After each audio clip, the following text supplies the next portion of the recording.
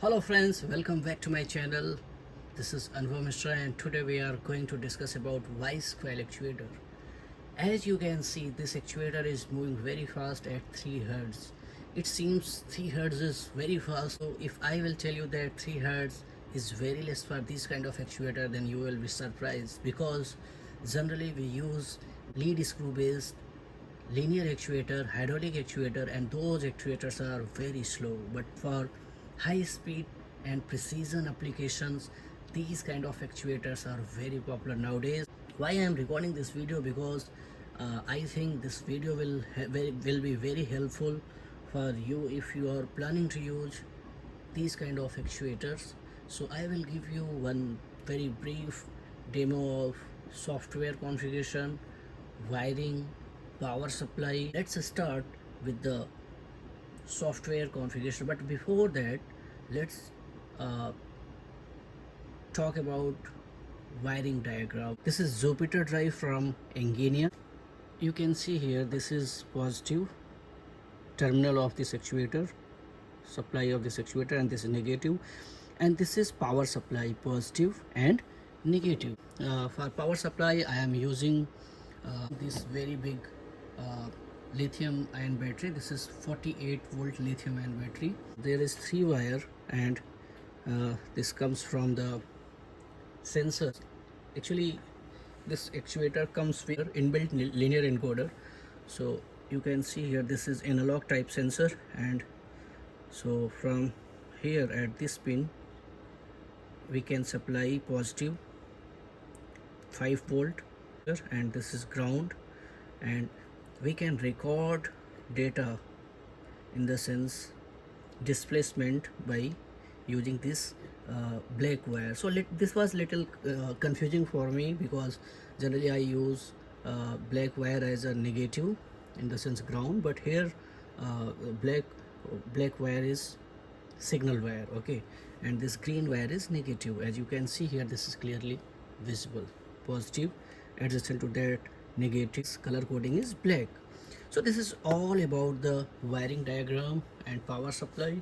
Now I am connected with my laptop, and let me show you the software interface. After connections, you can turn on this system and just open this software. This is Motion Lab software from Engenia, and you just, so getting start, this is already, so these drivers come with the .xdc file. So all this setup is already configured, so no need to set up anything. You just cancel it and connect this drive. Okay, so okay, just okay. So as you can see here,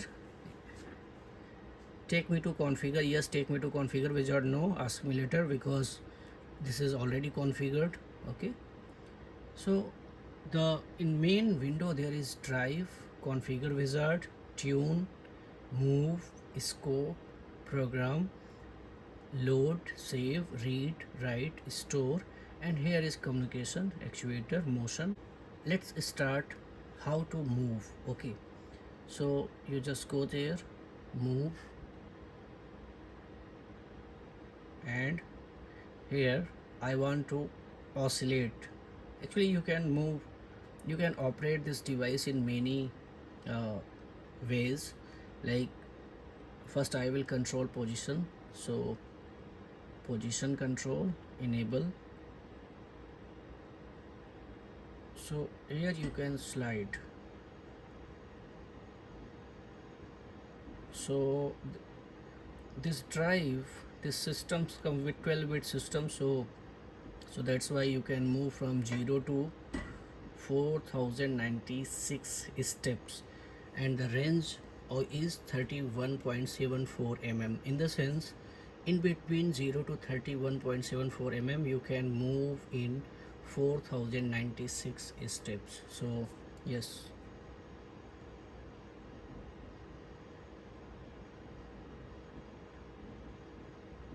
here I am moving this bar stick, and this bar I am moving, and here you can see the response. This is desired and actual value. Okay, so next, yes, you can see the working of this also. Okay, so when I am moving this,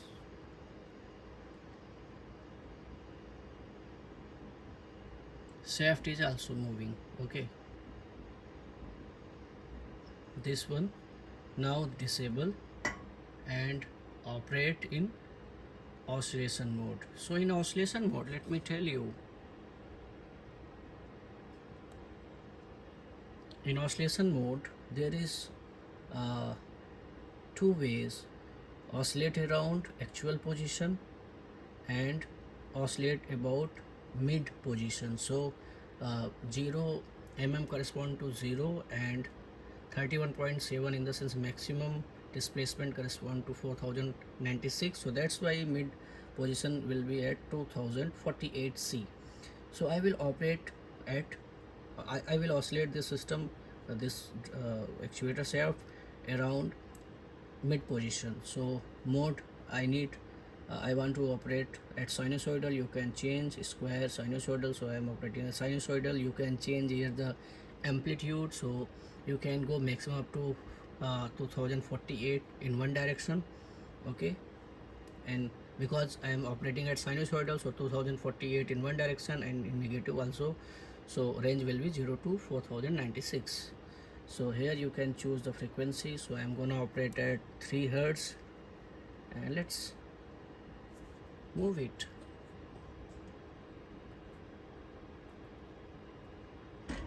Wow, it's moving. Okay, so now you can see here I'm moving at 3 Hertz. So how to see the uh, actual movement, actual desired and tracked position? So here just go here in scope and polling. There is many charts. Okay, you can choose, like you can change. So let's start. So see, very nice sinusoidal uh, wave kind of pattern you can see, and the frequency is 3 Hertz. So this is precisely, very precisely tracking, because there is two plots: position, actual position, and demand position. So you can see this is very precise. And also if you want to export these two datas, and even not even these two datas, you can export many. You can record, you can plot current consumption, real-time voltage, force, and many more. Okay, so you can uh, so this is for visualization. Now you want to export. If you want to export the data, you just go there, monitoring, and just start. Now in dot excel, I think dot csv file, you can import, oh sorry, you can export the data. So first it will record data and then you can export it. See, now you can export it, and I am exporting here. Just go there, export. So this is asking for .csv.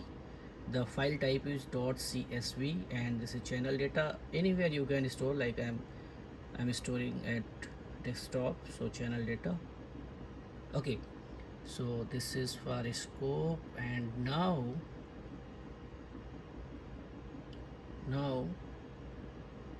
let's talk about few more controls. So let me stop this first. Okay, disable. Just go here, position on. Yes, let me show you. In move, you can also control force also. Like, see, you can apply a desired force here. Okay, you can also control in force mode, like, okay. so it will apply a constant force over the system. So there is many modes like velocity, you can also control velocity, multi-point, and many more. You can just explore yourself. Okay, now let me talk about some basic important steps like actuators, motors. All these are parameters, motor parameters. Analog signal, real time you can read the position of the actuator shaft. And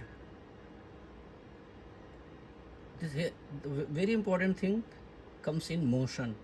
So if you want to, right now I am controlling by network, in the sense serial communication, so that's why there is one network is selected. But if you want to control Arduino PWM, so you can change it to PWM.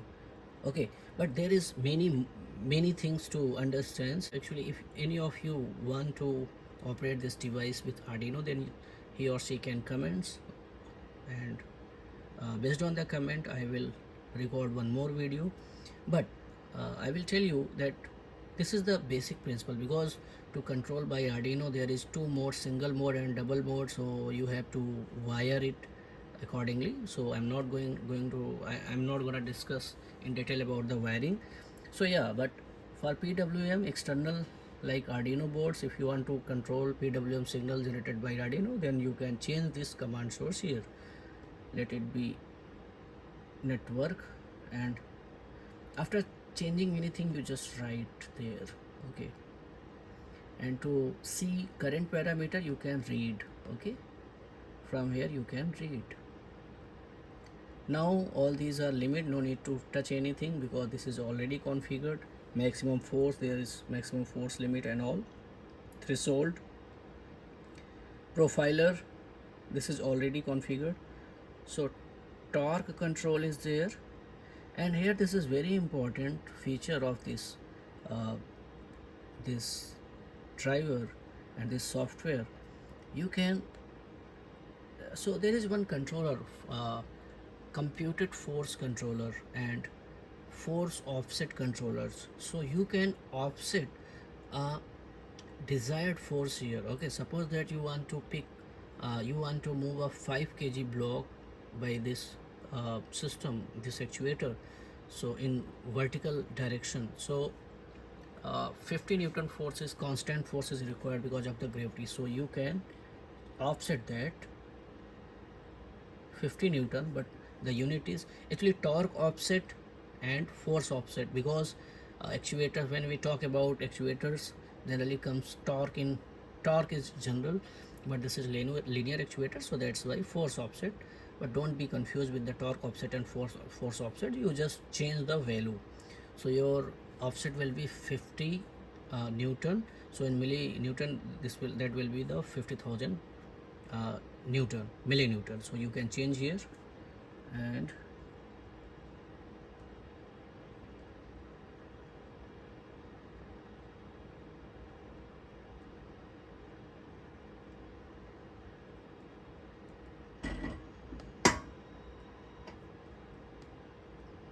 one very important feature here, you can change. Let me first discuss about the position control.